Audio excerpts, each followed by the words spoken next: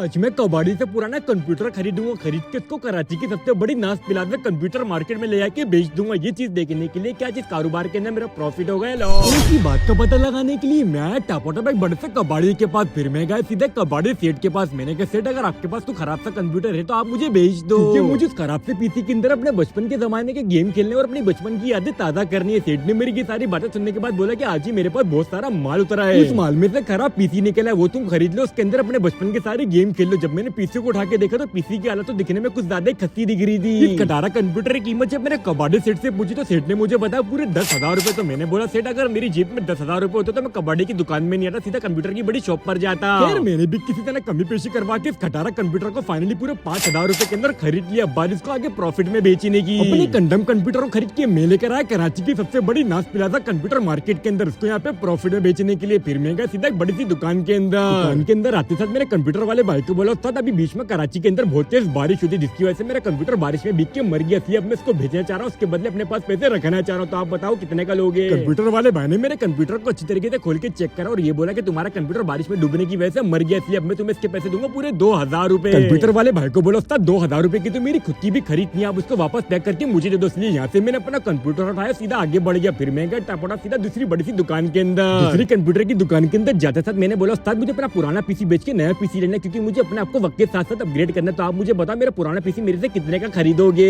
मैंने भी मेरे कंप्यूटर को अच्छी तरीके से चेक वगैरह करने के बाद इसकी कीमत लगा दी पूरे 6,000 रूपए। मैंने कहा भाई मुझे इस मार्केट में कंप्यूटर अपना बेचने नहीं, आप पैक करके मुझे वापस दे दो। मैं जा रहा था कि अचानक से भाई ने मुझे पीछे से आवाज मार के रोक लिया और ये बोला कि ना तुम्हारी ना मेरी, ये कंप्यूटर मैं फाइनल तुमसे पूरे 7,000 रूपए के अंदर खरीद लूंगा। अब तुम्हें अगर बेचना तो बेचो, वरना ऐसे तुम सीधा घर हो जाओ। मैंने बिना कुछ सोचे समझे फाइनली कंप्यूटर पूरे 7,000 रूपए के अंदर बेच दिया। और आज मुझे कितने का प्रॉफिट हुआ जिसने भी मुझे कमेंट में सही गैस करके बताया, ये सारे पैसे मैं सीधे उसको दे दूंगा।